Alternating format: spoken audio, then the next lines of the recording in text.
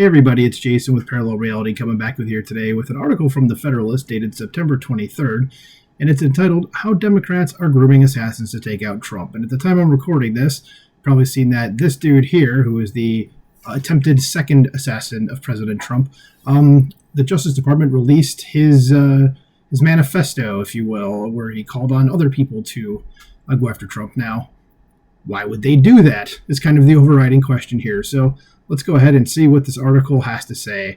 The subheadline says the federal government, the Democratic Party, and the legacy media have, by many small steps, assembled an assassin pipeline. It says there have been many calls for lowering the temperature between the first assassination attempt against Donald Trump on July 13, 2024, and the second on September 15, 2024. Yet only 2 hours after last week's attempt on Trump in Florida, House Minority Leader Hakeem Jeffries lambasted extreme MAGA Republicans, saying we must stop them, leaving listeners to guess whom he referred and how they should be stopped. He says this all the time, and yeah, I remember seeing that tweet like right after this happened, on September 15th, and I was like, dude, really? Like, was that a planned tweet, or did you do that on purpose? And this dude, like, there aren't any extreme MAGA people, okay? Hakeem Jeffries, go look up his stuff. He's an actual extremist, and let's just leave it at that. I'm not even going to go into him because he's not even worth the time.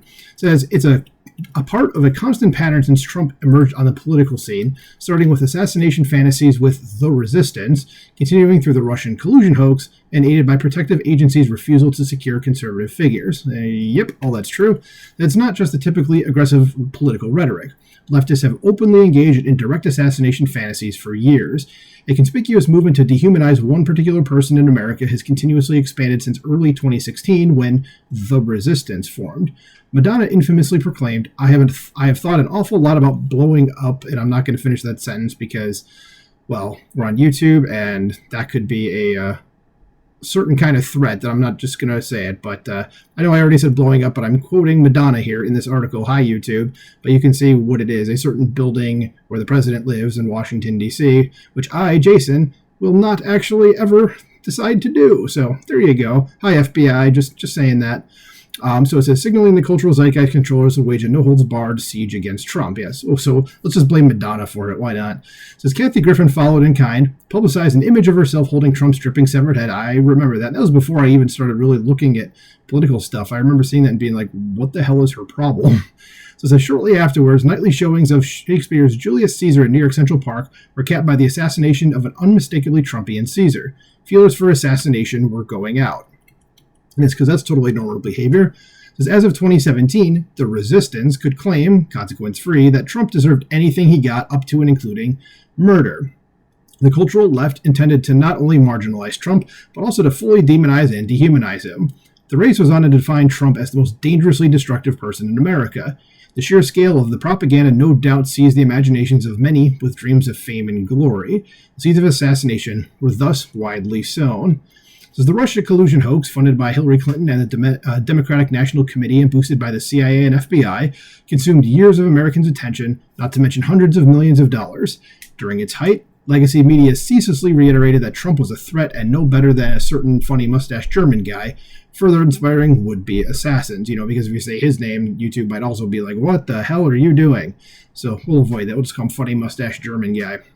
So in 2022, after concluding Trump's popularity meant Democrats could only defeat him outside of the normal arenas of political debate and elections, President Biden made his famous Red Wall speech claiming MAGA Republicans were undermining democracy. Oh yeah, the Emperor Palpatine speech. I remember that. It says, and I think in one of my clipped videos, I have a part of him where he's playing, or where it's him doing the Imperial Death March is playing behind him when he's talking, something to that effect. I just thought it was funny.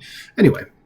Back to the article. It says, all these elements placed America's political discourse on simmer, directly encouraging potential assassins of Trump and MAGA Republicans. As John Solomon remarked last week, the elements worked together to boil the water of American politics into 2 assassination attempts on Trump in the past 2 months. The assassin who attacked congressional Republicans on the baseball field in 2017, the would-be assassin of Justice Brett Kavanaugh and his family in 2022, Thomas Crooks in Butler, Pennsylvania, and last week Ryan Ruth in Palm Beach, Florida, answered Democrat and media calls for the heads of Trump and MAGA Republicans. They represent different cohorts of the pipeline of assassins cultivated by our federal government, the Democrat Party, and the legacy media. They represent a ragtag army with variously motivated cohorts who may one day fulfill their aim. They are, after all, determined and many.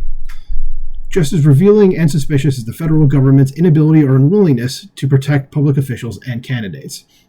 Appropriate enhanced protection for Kavanaugh and other justices' families still has not received full funding. I didn't know that. I thought they did, or get full funding. Okay, that's bad. Says President Trump's need for Secret Service protection first contended with Democratic representatives' efforts to cut it, and later with stonewalling from the Department of Homeland Security. And DHS rejected Robert F. Kennedy Jr.'s request for Secret Service protection even after security breaches in 2023 and 2024.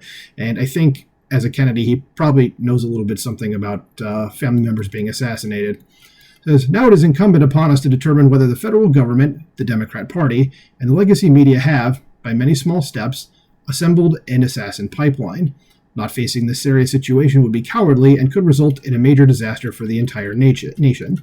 I can talk. Says, and as Dan Bongino noted, Trump finally has an enhanced protection package. Still, it lacks extra provisions that would make it effective against longer-range threats such as the 2 rifle attempts of the last 2 months. In addition, a counter-surveillance unit may not be included in the routine protections that could have detected the potential assassin's location at the golf course fence.